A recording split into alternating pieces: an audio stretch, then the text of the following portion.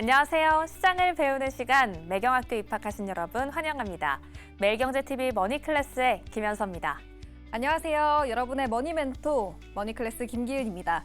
단순한 뉴스, 그 너머 돈이 흐르는 원리, 시장이 움직이는 배경, 그리고 내 자산을 키워가는 지혜를 함께 나눕니다.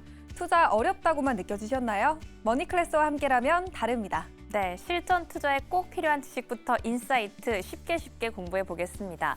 기은 씨, 오늘 1교시에는 어떤 수업이 좀 준비가 돼 있죠? 네, 오늘 2교시에서는요. MBN골드 이가람 매니저의 3월 이후 주요 증시 일정 수업이 준비되어 있습니다.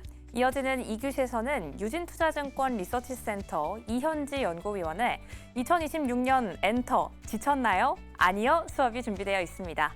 여러분의 돈 공부 파트너 머니클래스와 투자부터 주식, 부동산, 또 금리까지 매일 쏟아지는 정보 속에서 진짜 나에게 필요한 건 무엇인지 헷갈림은 줄이고 실력은 높이는 시간.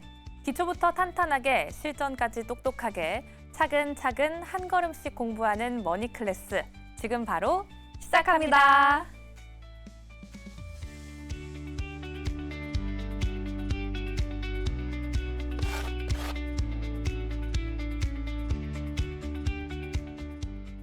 바로 출발해 보겠습니다. 오늘의 선생님은요. MBN골드 이가람 매니저 모셨습니다. 선생님 안녕하세요. 안녕하세요. 네, 저희 지난번에 증시 일정, 바이오 쪽 위주로 좀 상세하게 설명을 해주셨는데 많은 분들이 큰 도움을 받으셨을 것 같아요. 우선 간략하게 자기소개 한 말씀 부탁드릴게요. 네, 저는 MBN골드에서 지금 현재 활동하고 있는 이가람 매니저고요. 저는 항상 거의 옛날에 대박 캘린더로 되게 유명했었는데 저는 항상 주요 증시 일정을 토대로 설명드리고 있고 보통 이제 퀀트라고 해서 객관적 데이터 분석을 많이 하는 편입니다. 그래서 데이터와 일정을 놓고서 우리가 좀 주식을 먼저 선침을 한다면 얼마나 좋을까라는 아이디어를 출발해가지고 오늘도 제가 한번 일정에 대해서 간략하게 더 설명드릴 거니까 남아있는 6월 달까지 일정이니까요. 미리 한번 보시면서 살펴보시면 아마 더 도움이 되실 것 같습니다. 지난번에는 바이오 쪽을 중심으로 학회 일정들을 좀 쭉 정리를 해주셨는데 오늘은 전반적인 증시 일정들을 좀 정리해 주신다고 해요. 3월부터 6월까지 준비가 돼 있으니까요. 저희 바로 한번 이 수업 주제로 들어가 보도록 하겠습니다. 우선 3월부터 주목해 봐야 될 이벤트가 뭐가 있을지 좀 집중을 해보려고 하는데 3월에는 어떤 일정들이 쭉 나열이 돼 있을까요? 3월 달에 일단 삼성전자부터 좀 출발을 하면 더 좋을 것 같고요. 네. 일단 삼성전자가 미국 테일러 공장의 장비가 반입되는 날짜로 이미 알려지고 있거든요.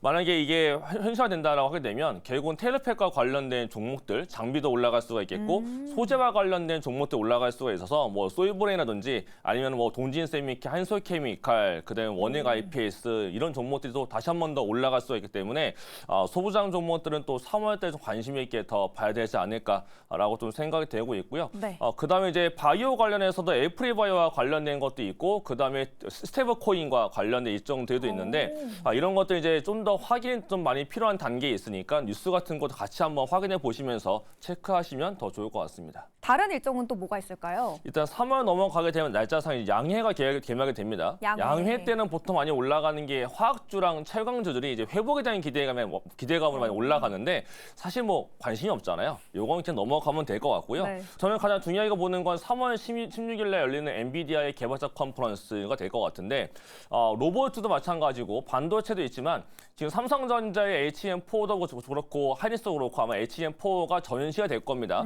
그 전시되는 물품을 좀 봐야 될 것 같고요. 그다음에 여기서는 반도체도 중요하지만 결국은 자율주행 쪽, 엔비디아가 자율주행을 어떻게 하고 있는지와 엔비디아는 또 로봇에 대해서 어떻게 하고 있는지 이게 좀 확인이 되는 자리이기 때문에 자율주행과 로봇들도 이 3월 달 날짜만 사기보다는 2월 달부터 좀 관심 있게 더 보실 필요가 있는 섹터이지 않을까라고 좀 말씀을 드리고 싶고 이제 그 다음은 이제 알츠하이머나 파킨슨병이 있는데 이 관련된 종목들도 이때 움직이기보다 약간 먼저 움직이는 경험이 좀 있으니까 미리 움직인다고 보시는데 전 여기서 뭔가 중요하게 보는 거는 아무래도 엔비디아 개발자 컨퍼런스를 가장 중요하게 보시는 게 좋지 않을까라고 말씀을 드리겠습니다. 또 다른 일정들도 더 있네요. 어떤 게 있을까요? 3월 달 되면 이제 하이브 관련해서 BTS가 드디어 완전체 앨범이 나타나게 된다라고 하는데 이것도 마찬가지로 보통 주가는 먼저 올라가거든요. 그래서 하이브가 또 굉장히 많이 올라가는 상태도 아마 3월 달까지 올라갈 수가 있고 그 다음에 해외 투어에 따라서 영업에 대한 기대감이 생기는 구간이 있는 거니까 하이브도 계속 관심 있게 봐야 될 것 같고 네. 그거 외에는 지금 바이오에 대한 유럽 행사도 있고 페어마켓도 있습니다만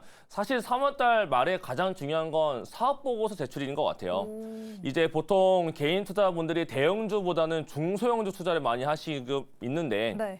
이제 소형주 같은 경우는 재무적으로 안 좋은 게 되게 많습니다. 네, 그런 게 오히려 사실 주가 상승률은 되게 잘 나올 때가 많이 있어요. 뭐 상한가 막 튀니까. 치고 가다가도 맞아요. 갑자기 거래 정지될 때가 있는데 그게 이제 갑자기 사업 보고서에 문제가 생깁니다. 그게 이제 3월 달 말이거든요. 그렇다는 건 결국 3월 달 보름 이후에는 사업 보고서가 잘 안 나온다든지 뭔가 재무적으로 문제가 있는 것 같다 싶은 종목들은 피하셔야 되는 시기이기 때문에 3월 31일 마지막 날까지 사업 보고서가 내 거가 안 나온다 싶으면 그런 종목들은 미리 좀 피하시면서 보셔야 될 필요가 있는 마지막 3월 31일이지 않을까 싶어서 전 요 중에서는 3월 31일을 가장 중요하게 봐야 되지 않을까라고 말씀을 드리겠습니다. 이제 저희 3월의 마지막 날 이벤트까지 확인해 봤으니까 4월로 넘어가 보도록 하겠습니다. 4월에는 지금 대형주들의 실적 그리고 많은 바이오부터 가상화폐까지 많은 일정들이 있는데 눈여겨봐야 될 일정들 우선 뭐가 있을까요? 사실 4월은 날짜보다도 가장 중요한 건 지금 4월 중도 적혀있는 뒷배경이 제일 전 중요할 것 같거든요. 왜냐면 이게 삼성전자의 1분기 잠정 발표가 나오는데 그쵸. 삼성전자의 잠정치, 1분기에 대한 잠정치가 아마 다음 달인 3월 달까지 계속 상향될 가능성이 높거든요. 지금도 올라가고 있는데 아마 조금 더 올라가게 될 겁니다. 근데 지금 너무나 가파르게 땡겨서 올려놓고 있는 거라서 결국 이제 26년도 영업이익 추정치가 1분기만 딱 보게 되면 1분기 때 이만큼 했으니까 결국 연말까지 얼만큼 나오겠구나라는 게 확인이 되거든요. 그래서 이런 게 현실화가 되느냐 아니냐를 확인할 수가 있는 단계이기 때문에 요 4월 첫 번째 주에 아마 나올 걸로 전망되는 삼성전자 1분기 발표가 아마 굉장히 중요할 것 같고 이 뒤로는 이제 과연 반도체가 더 갈 수 있겠느냐 이거는 여름엔 돼봐야 알아요. 여름에는 또 이제 내년도에 대한 추정치가 나오기 시작할 거라서 아마 제 예상대로 간다면 4월달 발표 이후에는 반도체가 한 번 좀 쉬어갈 수가 있으니까 이런 관점도 참고하시면 좋을 것 같고요. 그다음에 이제 하이닉스도 있고 여러 가지가 있지만은 그 아래 일동제약이 좀 중요할 것 같은데 일동제약. 사실 비만 치료제 관련해서 저분자의 파이프라인 갖고 있는 일동제약이 관심도가 높아지고 있는 상태이긴 하거든요.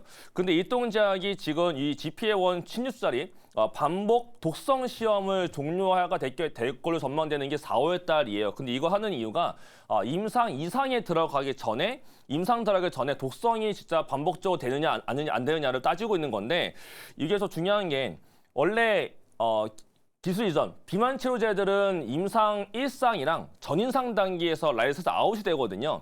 근데 일동제약은 임상 2상에 대한 언급을 좀 하고 있어요. 사실은 원래 이게 악재거든요. 네. 왜냐하면 비만 치료제는 전임상 단계랑 1상일 때 기술 이전을 하는데 이상으로 간다는 거는 약간 이러면 라이센스 아웃이 안 되는 거 아니냐라는 우려감이 생길 수가 있는데 파트너사랑 임상 이상에 가기 위해서 이 독성 시험을 하고 있다라고 설명하거든요.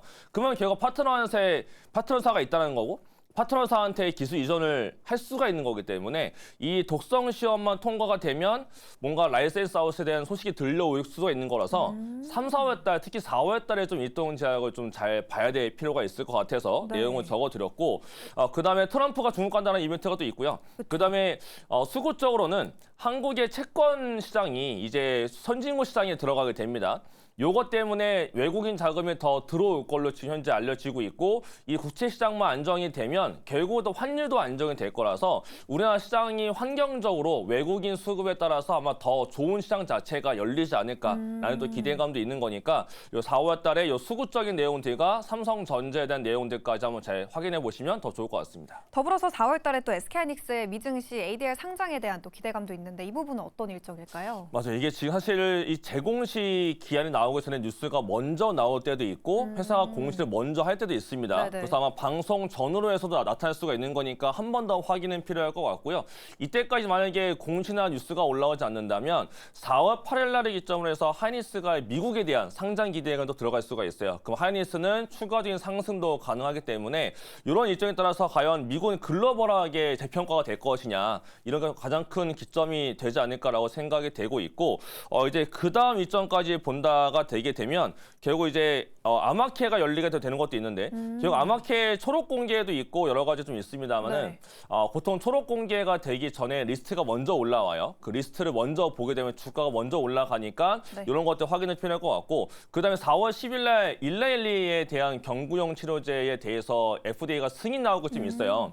이거 같은 경우는 현재 노보니스크의 위고비가 지금 경구용 비만 치료제의 처방량 자체가 굉장히 높아지고 있거든요. 그래서 원래는 이 비만용 경구용 치료제 시장은 전체 비만 시장 안에서 한 10분의 1 정도 되지 않겠느냐 전망이었는데 지금은 30%까지 될 것 같다. 오, 40%요? 30%까지 될 것 같다가 30%, 네. 되고 있기 때문에 그만큼 경구제가 더 커지는 시장인데 이제 위고비뿐만 아니라 일라일리까지 들어오게 되면 사실은 이러면 일라일리랑 위고비가 다 먹는 거 아닌가 싶지만 더 중요한 건 결국 효능이기 때문에 결국 경구용에서 더 좋은 파이프라인을 아마 더 찾게 될 거예요. 아마 그래서 아마 한국에서도 이 경구용과 관련된 파이프라인 갖고 있는 기업들이 더 아마 주가가 또 퍼포먼스가 좋게 올라갈 수 있는 거라서 4월 10일 날 있는 일라일리의 경구용 비만 치료제를 좀 관심 있게 보시면 비만 치료제 관련 종목들을 미리 좀 먹을 수 있지 않을까라고 말씀을 드리도록 하겠습니다. 네, 스카이닉스 ADR 상장에 대한 모멘텀 말씀을 해주셨고요. 그리고 일라일리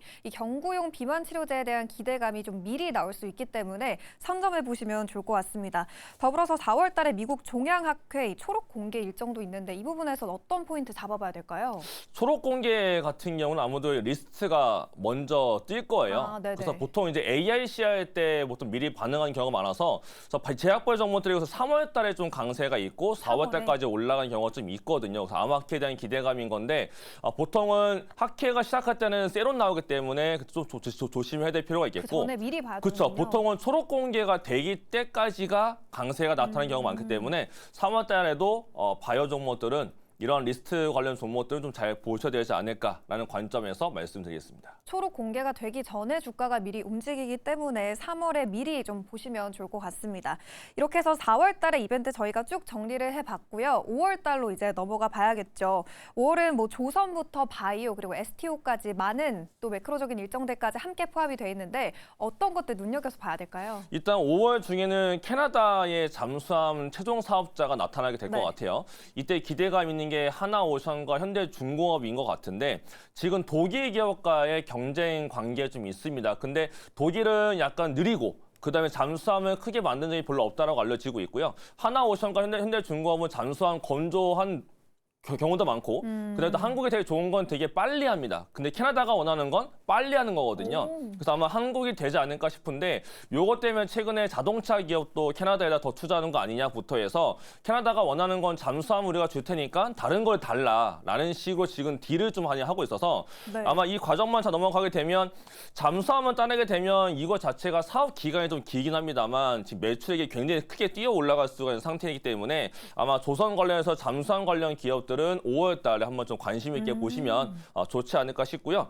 이제 그다음에 디닙 파마텍인데 디닙 파마텍의 메스치로제의 파이프라인 DD01 같은 경우는 사실 글로벌하게 메스치로제를 정확하게 내놓는 기업 자체가 별로 없어요. 그 상태에서 다른 기업들과 경쟁해 보니까 데이터가 너무 잘 나와 있거든요. 그래서 중간 데이터까지 잘 나온 상태여서 아마 최종적인 데이터가 너무 잘 나올 텐데 핵심은 최종 데이터가 잘 나오는 게 문제가 아니라 결국은 기술 이전이거든요. 기술이죠. 근데 사측이 설명하는 거는 이게 지금 최종 데이터가 5월, 6월 달 사이에 나온다라는 게 사측의 설명인 거고 네. 그럼 시장에 대한 기대감은 결국은 최종 데이터가 나오기 전인 4월 달 정도에 기술 이전이 가능하지 않겠냐라고 하는 거기 때문에 5월 달에 최종 데이터의 발표가 있다고 한다면 거꾸로 4월 달에 디닙 파마텍을 더 잘 봐야 되는 그렇죠. 그런 상황일 거라서 디닙 파마텍 관심 있다 하시는 분들은 결국 4월 달을 더 잘 봐야 되는 시기가 되지 않을까라고 네. 좀 말씀을 드리도록 하겠습니다. 조선 관련해서 이 캐나다 잠수함 프로젝트의 최종 사업자가 발표가 되기 때문에 여기에 따른 조선주들 꼭 눈여겨보시면 좋을 것 같고 D&D 파마텍 임상 결과가 또 예정이 돼 있기 때문에 주가가 미리 움직일 수 있는 4월 달에 D&D 파마텍까지 눈여겨보시면 좋을 것 같습니다. 더불어서 5월 달에 STO 관련해서 네이버 주주총회도 있고 파월 의장의 임기 만료 여러 가지 좀 중요한 일정들도 있어요. 이 부분은 어떤 포인트 체크해 볼까요? 일단 5월 달에 봐야 될 거는 역시 5월 15일 날인 것 같거든요. 15일. 5월 15일 날에 1분기 마감인데 1분기 분기 보고서가 마감이 되면 제가 생각했을 때는 아마 주도주가 좀 바뀔 가능성도 있을 것 같아요. 왜냐하면 지금 이제 4분기, 1분기 때까지 같은 경우는 결국 작년 거가 이어져 온 건데 결국 이제 1분기를 확인하고 나서 보니까 실제로 26년도에는 어느 업종에서 어느 기업이 이만큼 좋아지는구나. 더 좋아질 거구나라는 게 확인이 되는 시기이기 때문에 보통 4, 5월 달 끝나게 되면 주도주가 바뀌거든요. 그래서 아마 제 생각은 5월 15일 날 전후로 해서 주도주가 좀 바뀔 수가 있으니 26년도에 대한 영업의 추정치가 상향되는 종목들을 추리신다면 네. 충분히 연말까지 아마 먹거리가 생기지 않을까 싶어서 저는 5월 15일 중요하고 또 하나가 제롬 파월 연준 의장의 또 임기 만기일입니다. 그렇죠. 그렇다는 거는 2월 달부터 4월 달 사이에 연준 의장의 차기 의장이 아마 선정이 될 텐데 후보가 되게 많아요. 한 3명 정도 되는 것 같은데 한 사람은 금리 인하를 되게 세게 보고 있는 사람이고 나머지 두 사람은 중립도 있지만 조금 매파적인 사람도 있는 것 같습니다. 시장에 대한 시장에서는 아마 상반기는 동결이고 하반기가 금리 인하가 될 거다라고 보고 있는데 네. 누가 되냐에 따라서 시장에서의 기대감은 연말에도 동결되는 거 아니야라는 우려감을 가져볼 수가 있고 그렇지 않다면 연 2회 또는 3회 정도까지 아마 인하에 대한 기대감을 다시 보일 수 있는 네. 상태가 되는 거니까 또 누가 되는지도 좀 중요한 이벤트가 될 거라서 또 이것도 5월 15일이 중요한 게 아니라 2월 달과 4월 달 사이에 있는 내용을 좀 미리 잘 보실 필요가 있겠습니다. 5월 15일을 기점으로 좀 주도주가 향방이 바뀔 수 있기 때문에 이 부분까지 꼭 챙겨가 보시면 좋을 것 같습니다. 남은 5월의 이벤트 또 어떤 것들이 있을까요? 일단 아스코 초록 공개가 좀 있고 네이버 네. 주총이 있는데요. 그렇죠. 여기서 봐야 될 거는 아무래도 이제 초록 공개가 될 것 같아요. 제가 설명드리지만 학회라는 거는 학회 날짜는 보통 세론 이벤트에도 나타나고 미리 봐야 된다. 그렇죠. 초록 공개가 되기 전에 어느 기업이 참가한다라는 게 뜨거든요. 그랬을 때 초록 공개가 될 때까지 주가가 올라갈 때가 많이 있으니까 이 초록 공개 날짜가 뜨게 되면 그 전부터 일주일 전부터 바이오에 대해서 관심을 높게 보게 되면 네. 아마 단기적으로 상승은 먹을 수 있을 것 같고 이제 그 다음에 중요한 게 네이버인데요. 네이버가 이제 작년부터 이슈거리가 두나무와 합병이었거든요. 근데 되게 조용했단 말이에요. 되게 조용조용하다가 결국 이제 크게 바뀌지 않고 그대로 흘러간다면 5월 22일 날이 주총이 열리게 됩니다. 여기서 이제 주주 간의 지분 교환 같은 것들 더 결정될 것이고 실제로 되느냐 마느냐가 나타날 거기 때문에 5월 20일 날 주총이 있는 거니까 네이버도 아마 여기에 대한 기대감으로 좀 두나무에 대한 효과 때문에 좀 미리 올라갈 수가 있을 것 같아요. 네네. 그래서 아마 5월 달에도 또는 4월 말 정도부터 해서 네이버에 대한 두나무 관심도 한번 올라가는지 수급상으로 외국인들과 기관이 많이 산다면 개인분들도 뭐 네이버 올라가겠어? 라는 생각보다 그냥 네. 수급 따라서 한 번씩 해보시면 오. 괜찮지 않을까라고 좀 생각이 들어서 이렇게 내용을 적어드렸습니다. 5월에 또 네이버 주총이 있기 때문에 그 전에 미리 수급 동향 체크해 보시면 좋을 것 같고요. 바이오 쪽 안에서도 여러 가지 학회 모멘텀도 있네요. 제가 하나 빼먹었는데 보니까 네. 당뇨학회 초록 공개가 있었네요. 이게 또 제가 아스코에서만 들었는데 미국 ADA라고 해서 당뇨학회가 열리는데 당뇨학회 하게 되면 사실 뭐 별게 있고 싶지만 우리가 알고 있는 모든 비만 치료제의 시작점이 당뇨였거든요. 그렇다 보니까 당뇨학회는 모든 비만 치료제 회사가 다 갑니다. 그래서 작년에도 학회 보통 암학회 앞두고서 올라갔던 제약바이오였는데 네. 오히려 당뇨학회 앞두고서 더 많이 올라갔거든요. 그래서 아마 이번에도 똑같이 당뇨학회 앞두고서 비만 치료제부터 해서 제약바이오가 올라가기 시작한다고 한다면 결국은 포인트가 당뇨학회 초록 공개될 것 같아요. 그건 초록 공개 날짜가 5월 29일 말일 날인 거니까 마찬가지로 아스코 초록 공개부터 해서 5월 말까지가 당뇨학회가 초록 공개가 있으니 네. 그럼 결국 5월 달 중순 이후에도 제약바이오 관련해서 종목들 잘 봐야 될 것 같고 특히나 비만 치료제 파이프라인 갖고 있는 뭐 한미약품이라든지 아니면 디니파마텍, 올릭스 뭐 이런 종목들 좀 잘 보셔야 되지 않을까라고 말씀을 드리겠습니다. 네, 5월 달에도 주목해봐야 될 쪽들이 상당히 많네요. 바이오 쪽까지 지금 5월 29일에 이 관련해서 모멘텀이 있기 때문에 당뇨학회를 앞두고 움직일 수 있는 비만 치료제 종목들까지 꼼꼼하게 챙겨가 보시면 좋을 것 같습니다. 이렇게 해서 5월 달의 이벤트들 정리를 해봤고 이제 마지막 6월 달로 넘어가 보도록 할게요. 6월은 바이오 그리고 STO까지 있고 국내 안에선 또 지방선거 일정까지 있는데 어떤 포인트를 챙겨볼까요? 일단 6월 첫 장에는 아마 제가 A 에이프리바이오를 적어놨을 거예요. 근데 에이프리바이오와 룬드백인데 결국 이제 에이프리바이오 같은 경우는 리맵이라고 해서 다중화체 플랫폼을 새롭게 선보이는 자리이고요. 거기서 특허가 나올 것이다. 특허 출원 신청하는 게 있고 그다음에 룬드백이라고 해서 룬드백은 이제 유럽에 있는 회사인데 얘네가 에이프리바이오의 파이프라인을 가지고 가는 회사입니다. 그들의 이제 임상 1사항, B사항에 대해 발표가 나올 게 있어서 데이터가 상당히 잘 나올 걸로 전망은 되고 있어요. 그만큼 에이프리바이오는 6월 달 좀 관심 있게 보셔야 되지 않을까라고 말씀을 드리겠고 네. 이제 그다음에 지방선거가 있는데요.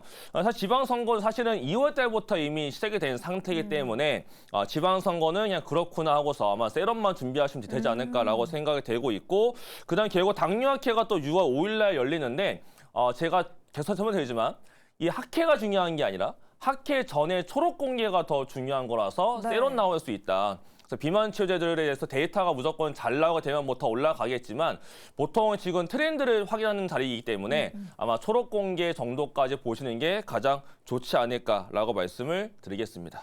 네, 6월에는 바이오 쪽 안에서 에이프릴 바이오 꼭 눈여겨보시면 좋을 것 같고 당뇨병 학회까지 이야기를 좀 나눠봤습니다. 그리고 6월에 다른 바이오 학회들도 많이 있고 네이버 두나무 주식 교환일까지 예정이 돼 있는데 바이오 추가적으로 그리고 STO 쪽까지 같이 좀 봐야 될까요?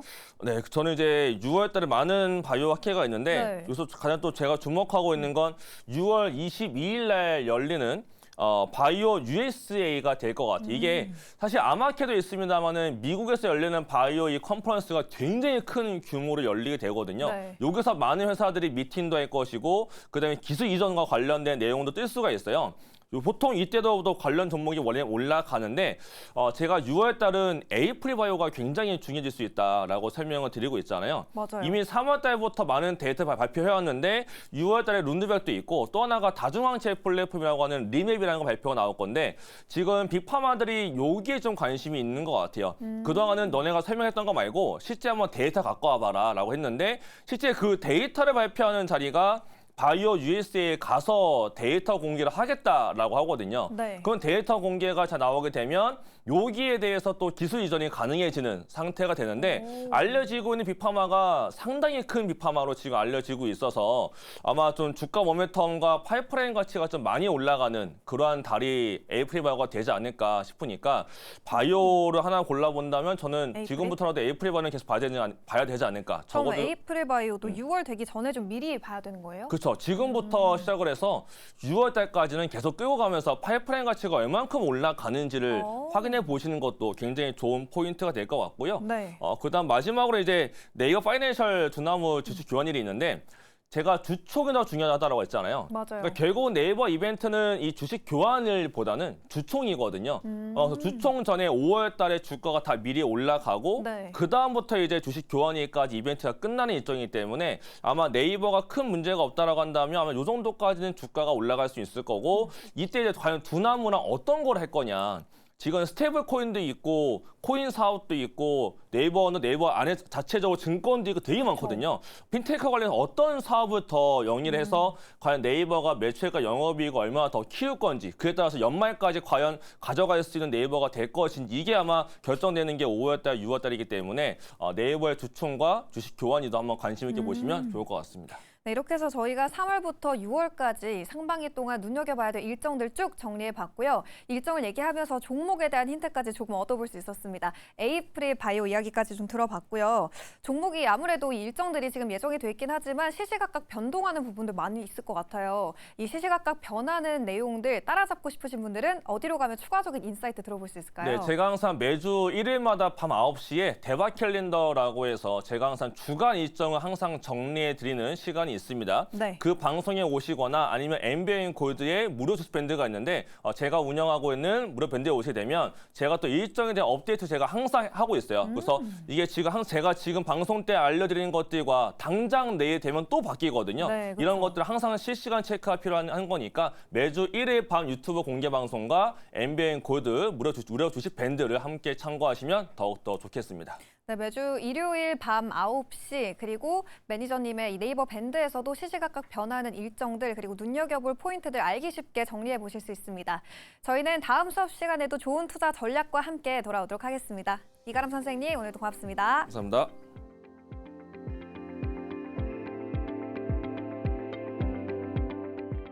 네, 머니클래스 2교시 수업 바로 시작해 보도록 하겠습니다. 오는 3월 BTS가 완전체로 복귀를 하면서 국내 엔터 업계 전반에도 미칠 훈풍이 참 기대가 되는데요. 여기에 한중 관계 훈풍이라는 호재까지 맞물리면서 올해 매출이 7조를 넘을 수도 있다라는 전망까지 나오고 있습니다. 엔터에 대한 재미난 이야기 오늘의 선생님과 한번 이야기 나눠볼게요. 오늘은 유진투자증권 리서치센터 이현지 연구위원 오셨습니다. 어서 오세요. 네, 안녕하세요. 네, 반갑습니다. 선생님 오늘 간단하게 자기소개 먼저 하고 출발을 해볼까요? 네. 안녕하세요. 저는 유진투자증권에서 엔터, 미디어, 레저라는 업종을 담당하고 있는 이현지라고 합니다. 네, 엔터, 미디어, 레저라고 하면은 저희 또 회사 앞에 충무로다 보니까 여기 매경 미디어 있고 또 여길 구경하러 온 외국인도 참 많거든요. 오시면서 혹시 보셨어요? 네, 아무래도 이제 뭐 명동 근처다 보니까 네. 아침에 방송할 때 그 명동 이삭토스트 앞에 외국인 줄이 정말 많더라고요. 엄청 길잖아요. 네, 그래서 새삼 외국인들이 우리나라에 많이 오고 있구나라는 거를 명동 근처에 오면서, 충무로 근처에 오면서 좀 느낍니다. 맞아요. 요즘에도 계속 많습니다. 그래서 오늘의 수업 주제는 이걸로 한번 잡아주셨다고 하는데요. 바로 한번 열어볼게요. 2026년 엔터 지쳤나요? 아니요 라고 남겨주셨습니다. 어떤 많은 의미들이 들어있을까요? 오늘 수업에는. 사실 작년에 상반기까지는 엔터가 굉장히 좋았단 말이죠. 네. 왜냐하면 중국이 열릴까에 대한 기대감 때문에 엔터가 그냥 뭐만 하면은 다 올랐었어요. 너무 좋았는데 네. 안타깝게도 작년 하반기를 기점으로 엔터가 약간 좀 힘이 들었습니다. 중국에 대한 기대감이 조금 닫힌 것도 있고 상대적인 중국 기대감이 레저 업종, 중국 무비자 입국에 대한 기대감으로 옮겨가면서 네. 그 이후로 상승분을 많이 반납을 했단 말이죠. 그래서 작년 한 해 동안 좋았다가 안 좋았던, 지쳤는지 고민을 했는데 아니다라는 결론을 내려서 지쳤나요? 아닙니다라는 내용이 나왔습니다. 그럼 첫 번째 질문, 그래서 이 질문을 한번 시작을 해보고 싶어요. 2026년 올해를 관통하는 엔터주의 투자 포인트가 있다면 어디에 좀 주안점을 둬야 할까요? 지치지 않았으니까. 지치지 않았습니다. 네. 우선은 올해는 엔터는 공연에서의 성장, 특히나 메가 IP라고 하죠. 이제 각 기획사들마다 정말 큰 성장을 보이고 있는 이제 큰 아티스트들의 성장이 올해 조금 가시화가 될 것이다. 실적에서도. 그래서 첫 번째로 기대할 부분은 이런 메가 IP들의 공연에서의 성장을 기대해 볼 만하고, 두 번째는 네. 첫 번째가 이제 제가 말씀드렸게 실적에서의 성장 부분이라면 이제는 엔터가 받고 있는 멀티플을 높여줄 만한 요인이 뭐가 있을까? 북미입니다. 그래서 두 번째 요인으로는 북미에서의 성장이 가장 두드러지는 회사, 가장 두드러지는 가수가 어디에 있나? 이게 이제 올해를 보는 포인트가 될 수 있겠습니다. 딱 두 가지 아주 간결하게 요약을 해주셨습니다. 오늘 수업을 관통하는 두 가지 키워드는 메가 IP로의 실적 성장, 그리고 장악해야 하는 북미 시장, 이렇게 맞습니다. 한번 머리에 잘 쏙쏙 넣고 본격적으로 한번 수업 들어가 보도록 할게요. 말씀해 주신 것처럼 요즘 또 미국 시장이 엔터 업종에서 장악해야 하는 시장 중에 하나잖아요. 그래서 이 질문을 드려봐야 될 것 같아요. 빌보드의 미국 음원 차트, 핫 100 차트가 중요한 이유는 무엇이고 여기에 들어가면 좀 어떤 베네핏을 얻을 수 있는지 궁금합니다. 사실 핫백 차트라고 하는 게 쉽게 말하면 미국에서 미국 대중들에게 이 곡이 얼마나 인기가 있었는지를 나타내주는 주간 지표거든요. 우리나라로 치면은 이제 뭐 멜론 핫백 차트 이런 느낌이라 보시면 되는데 네. 사실 미국에서는 이 앨범은 많이 팔려요. 왜냐하면 전 세계에서 앨범 판매량이 가장 많은 나라가 한국인데 네. 이제 한국, 일본 같은 나라. 그런데 앨범은 미국에서도 한국 가수들 앨범이 많이 팔리거든요. 진짜요? 네, 그래서 앨범 차트보다는 이 곡이 얼마나 대중들의 마음에 들었는지를 나타내주는 핫백 차트가 더 중요합니다. 왜냐하면 네. 제가 말씀드린 게 이제 가수들이 공연을 할 때 물론 모든 지역이 다 중요합니다만 북미 같은 경우는 이제서야 우리가 진입하는 시장이기 때문에 P, 가격에서의 성장과 Q, 모객에서의 성장 둘 다 가져갈 수 있는 시장이거든요. 그러면 미국에서 우리 가수가 얼마나 인지도가 있고 인기가 있는지를 알아보는 척도가 있어야 될 텐데 네. 그게 핫백 차트에서의 순위인 거죠. 우리 노래가 얼마나 미국 대중들의 마음에 와닿았는지가 있어야 공연으로 이어질 수 있는 발판이 되기 때문에 그래서 핫백 차트가 중요하고, 이게 잘 와닿지 않으시다면 사실 코로나 이전까지만 하더라도 그리고 네. 코로나 직후도 이 핫백 차트에 들어가는 K-pop 가수는 사실 BTS, 블랙핑크 정도밖에 없었어요. 2022년까지만 하더라도. 그러다가 23년에 접어들면서 뭐 뉴진스, 트와이스, 피프티, 뭐 그 이후부터는 스트레이키즈, 르세라핌, 뭐 아일린 너무 많은 K-pop 아티스트들이 핫백 차트에 입성을 하기 시작한 거죠. 네. 그러면서 그게 북미에서의 공연 성과로 이어지는 발판이 되기도 했고요. 그래서 핫백 차트가 중요합니다. 아하, 저희가 좀 이 가수가 북미에서 어느 정도 먹힐까라는 걸 맞습니다. 생각해 봤을 때 지표로 삼을 수 있는. 맞습니다. 아하, 그럼 음원이 왜 중요하고 순위가 왜 중요한지를 한번 알아봤는데 또 공연 페스티벌도 언급을 해주셨잖아요. 이 부분은 또 얼마만큼의 중요도를 가지는지도 궁금해요. 제가 생각하기로는 뭐 블랙핑크의 대표 무대를 꼽아봐라라고 하면 다들 막 코첼라 맞아요. 얘기 많이 하고 그런 이야기들이 많잖아요. 코첼라나 또 이외에 많은 그리고 규모가 큰 페스티벌 같은 경우는 어떤 의미에서 좀 중요한가요? 이게 핫백 차트랑 비슷합니다. 결국은 핫백도 그렇고 코첼라도 그렇고 뭐 롤라팔로자 미국에서의 유명한 페스티벌이나 어떤 차트가 중요한 이유는 네. 사실 미국에서의 인지도를 확인할 수 있는 지표들이 되기 때문에 그래요. 미국에서 이제 어쨌든 코첼라라고 하는 그런 페스티벌의 무대를 선다는 것 자체가 네. 어쨌든 뭐 기획사의 힘일 수도 있지만 이 가수가 미국에서 어느 정도 인지도를 쌓을 수 있는 어떤 발판의 무대가 되기 때문에 그렇거든요.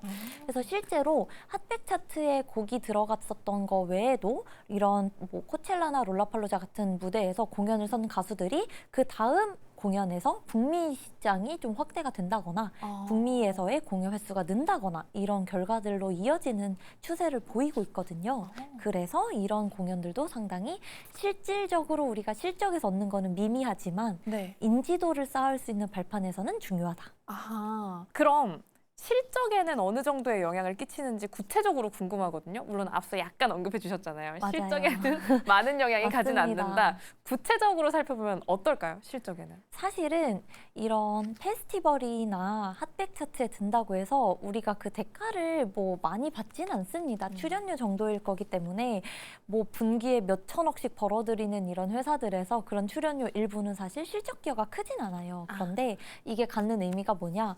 엔터에 관심이 많고 투자를 해오시는 우리 투자자분들은 다 아시겠지만 엔터가 참 이 시총이 참 큰 종목들이 네. 작은 이벤트 하나에 오히려 주가가 더 민감하게 반응을 하거든요. 사실 최근에도 하이브를 보시면 이제 캐츠아이라고 하는 북미를 중심으로 활동하는 걸그룹이 있는데 네. 이 그룹이 사실상 벌어들이는 매출 규모는 그렇게 크진 않아요. 그런데 이 그룹이 북미에서 이제 다 뭐 한국인도 있긴 하지만 다 미국을 기반으로 활동하는 그룹이라서 국적들이 되게 다양하거든요. 네. 뭐 미국 국적의 분들이 대다수긴 한데 하여간 이 걸그룹이 이번에 북미에서 되게 좋은 성적으로 핫백 차트도 계속적으로 성장을 하고 계속 이런 미국의 주요 차트나 빌보드 이런 차트에서 계속 이름이 올라가는 걸 보면서 하이브 주가가 움직였거든요. 그렇기 때문에 사실상 실적은 메가이피들의 공연에서 이끌어주고 네. 모멘텀을 열어주는 부분은 북미에서의 성과다. 이렇게 보시면 좋을 것 그러면 같습니다. 실적과 이 공연이 갖다주는 파급 효과는 좀 이렇게 나눠서 봐야 되는군요. 약간 공연 물론 이제 다 연결이 돼 있긴 한데 네. 공연을 하기 전에 우리가 아는 뭐 예를 들어 뭐 하이브의 BTS나 뭐 JYP의 스트레이키즈, 트와이스, YG의 뭐 블랙핑크 요런 미국에서 활동을 많이 하는 가수들의 경우는 당연히 미국에서 돈을 많이 벌겠지만 네. 그 외에 이제 갓 데뷔한 신인들이라든지 이런 분들은 북미에서 그만큼 규모의 공연을 하기가 어렵단 말이죠. 네. 근데 그분들의 성장이 사실은 엔터 주가를 가장 결정짓는 요소인데 네. 그래서 그분들이 북미에서 인지도가 있는지 없는지를 공식적인 지표로 우리가 확인할 수 있는 게 이런 행사나 핫백 차트의 진입 여부 이렇게 보시는 거죠. 결국 확인용이군요. 맞습니다. 모두 확인용 지표처럼 삼을 수 있는 데이터들 함께 점검을 해봤는데요. 조금 개인적으로 궁금한 건데 요 북미의 투어가 확대되면 이 스타들이 받는 회당 개런티도 올라간다라는 이야기를 하잖아요. 이런 연결은 구체적으로 어떻게 이어지게 되나요? 뭐 많이 하면 개런티가 올라가는 건지 아니면 여러 군데에서 하면 개런티가 올라가는 건지 좀 궁금해요. 너무 곤란하고 예리하신 질문인데 결론적으로는 이 금액이 이제 가수들마다 얼마나 받는지에 대해서는 당연히 안 알려주죠. 저희가 네. 뭐 연봉 같은 거니까. 그런데 이게 횟수가 많다고 높아지는 건 아니에요. 결국은 미국에서 예를 들어서 내가 이제 미국에서 공연을 한다고 쳤을 때 공연장 크기들이 뭐 홀, 가장 작은 규모의 홀, 그 다음에 아레나, 그리고 이제 그 다음으로 이어지는 스타디움. 스타디움도 미국 기준으로 우리가 아는 스타디움 보통 5만석, 6만석인데 이제 엔트리급 뭐 2만석짜리도 있고요. 다양합니다. 그래서 미국에서 이 미니멈 개런티가 높아지기 위해서는 아무래도 공연장의 크기가 커져야 되겠죠. 회당 모객이 커지게 되면 네. 그만큼 이 가수가 이 공연에서 모객을 더 많이 할 수 있다라는 지표가 되기 때문에 공연장 크기가 커진다거나 혹은 직전 투어 대비 이 북미에서 모객하는 전체 모객 수가 더 많아진다거나 이렇게 뭔가 눈에 띄는 어떤 모객에서의 변화가 있으면 당연히 가수가 받아가는 이 개런티도 더 높아지겠죠? 아하, 그러면 횟수를 많이 한다고 그게 개런티를 높여주는 맞습니다. 것이 아니라 크기가 커져야 돼요. 공연장의 크기. 맞아요. 그래서 그 아이돌 팬분들 중에서는 왜 어디서 하는 공연이냐가 민감하신 분들이 있잖아요. 맞아요. 그 맞아요. 돔의 이름이 중요하고 유명한 곳들, 도쿄돔, 맞아요. 사실 돔도 맞아요. 일본도 이제 동종 돔이 도쿄돔이거든요. 회당 제일 5만석. 큰가요?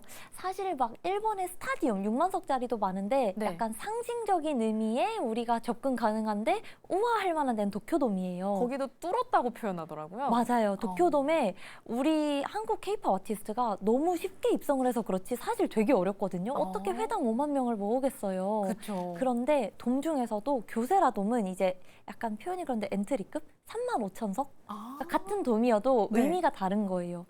도쿄돔에 입성을 하는 게 이제 내 아이돌의 팬으로서는 좀 뿌듯한. 근데 미국에서도 그런 규모의 스타디움에 들어갔다 되게 뿌듯한 거죠.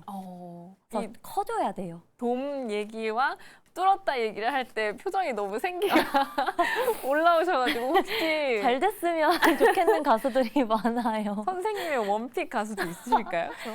제가 이게 시기에 따라서 많이 바뀌어요. 요새 제가 가장 좀 좋아하는 가수는 아일리시예요. 아일리. 너무 귀엽고 아하. 너무 깜찍하고 잘 됐으면 좋겠고 아하, 아일리 또 그렇습니다. 도쿄돔 뚫을 수 있나요?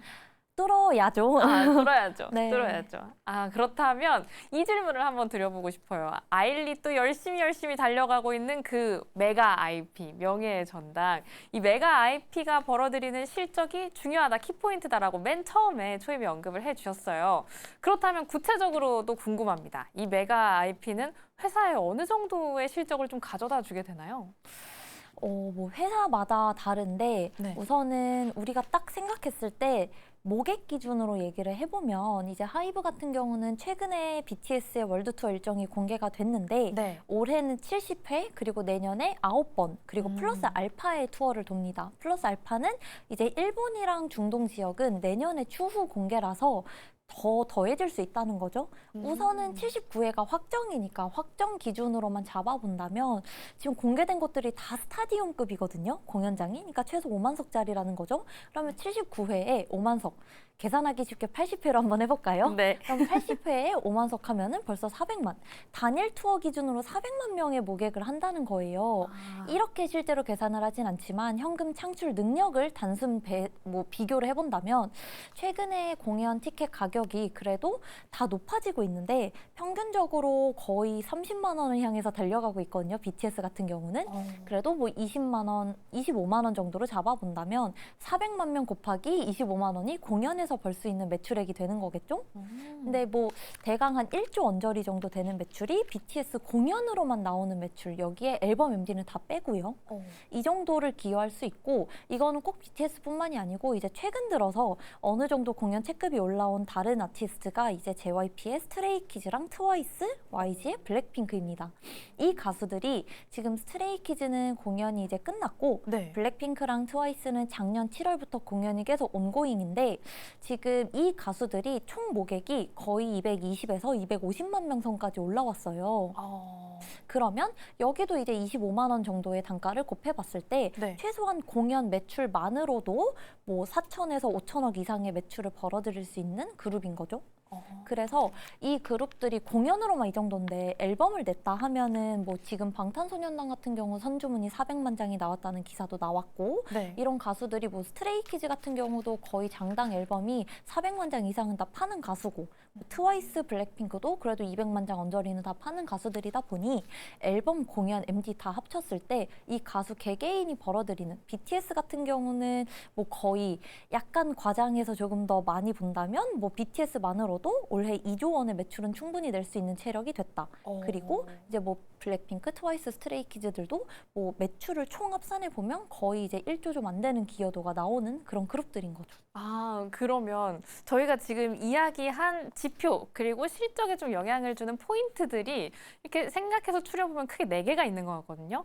음원, 앨범, 공연, 뭐 그리고 페스티벌 이런 느낌인 것 같은데 앞서서 음원 같은 경우 그리고 페스티벌 같은 경우는 실적적으로 바로 이렇게 많은 파급 효과로 이어지진 않는다고 말씀을 해주셨어요.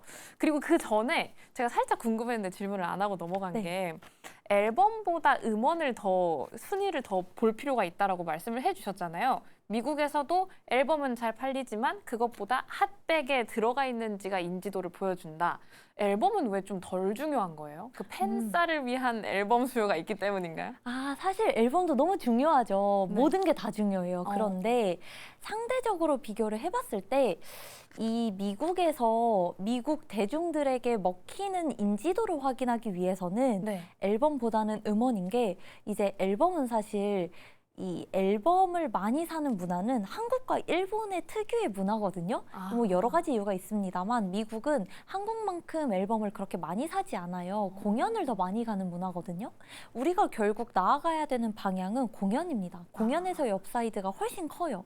그러면 공연으로 이어질 수 있으려면 실제 미국 대중들이 즐겨 듣는 곡이 있어야 되는데 네. 그러기 위해서는 앨범도 물론 중요합니다만 이 가수를 계속적으로 미국에서 어떤 뭐 대중들에게 먹힐 만한 어떤 소구점이 있어야 된다는 거죠. 그 지표를 확인하는데 앨범도 중요합니다만 네. 앨범 구매는 아무래도 미국에서도 많이 팔리지만 한국인들도 많이 사주기 때문에 찐으로 미국의 수요를 확인하기 위해서는 핫백 지표가 더 중요하다. 근데 사실 이 지표에 음원만 들어가 있는 건 아니고요. 네. 뭐 음원 다운로드, 음원 스트리밍, 그리고 미국 공중파나 라이브, 뭐 라디오 이런 데 생방 나간 횟수 뭐 이런 전반적인 것들이 다 녹여져 있는 수치라서 그래서 핫백 차트가 더 중요한 겁니다. 아, 그냥 노래를 듣는다의 만 수치가 있는 건 아니거든요. 아니에요. 네. 아, 그리고 미국 같은 경우에는 또 라이브, 라디오 이런 것도 되게 중요하잖아요. 네, 방송 팬들과의 출연하는 것도 그래서 사실 이 핫백 차트가 이 빌보드에서의 이제 그 핫백 차트 집계 기준이 좀 바뀌었어요. 그래서 한국 가수들에게 좀 불리하게 왜냐하면 한국 가수들은 미국의 어떤 라이브 채널이나 이런 데 나가기가 네. 다른 미국 가수 대비 좀 어렵잖아요. 다른 어렵죠. 나라 사람이니까. 네. 그래서 이게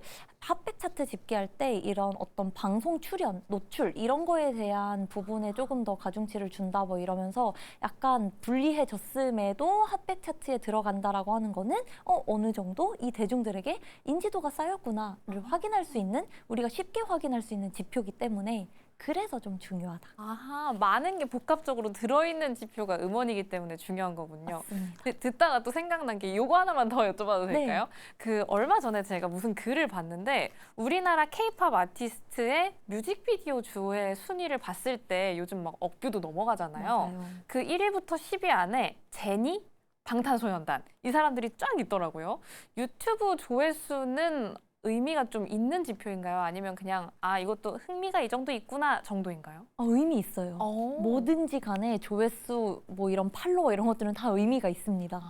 그래서 사실 이제 YG 같은 경우는 전통적으로 앨범보다는 이런 디지털 음원, 디지털 영상 쪽에 좀 강점이 있어요. 네. 그래서 항상 뮤직비디오도 억뷰를 달성한 뮤직비디오들도 많고 그래서 이런 유튜브 조회수 딱 노래가 나왔을 때 이 뮤직비디오가 얼마 만에 1000만 뷰를 달성하냐 뭐 이런 것도 되게 중요한 지표고요. 그만큼 네. 화제성이 전 세계에 있다라는 거니까 그래서 유튜브 지표도 뭐 실적에 막 엄청나게 많이 막 대규모로 기여한다 이건 아니어도 네. 지표상으로 볼 땐 굉장히 중요합니다.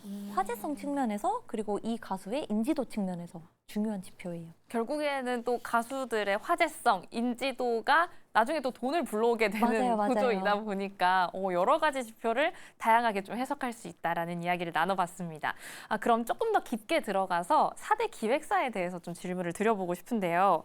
4대 엔터사라고 하면은 원래는 3대였는데 좀 확장이 됐죠. 그쵸. 요즘. 하이브까지 끼워가지고 JYP, SM, YG 그리고 하이브까지 이 4개 기획사의 공연 매출을 보면 또 메가 IP들의 투어가 어떤 역할을 하고 있는지 어떤 톡톡한 공헌을 하고 있는지를 확인을 할 수가 있다라고 해요.